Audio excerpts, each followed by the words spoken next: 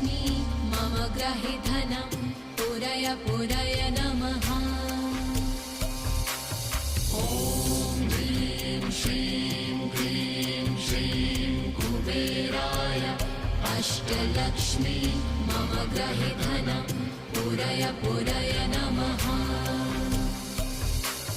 ॐ ह्रीं श्रीं क्लीं श्रीं कुबेराय अष्टलक्ष्मी मम ग्रहे धनं पुरय पुरय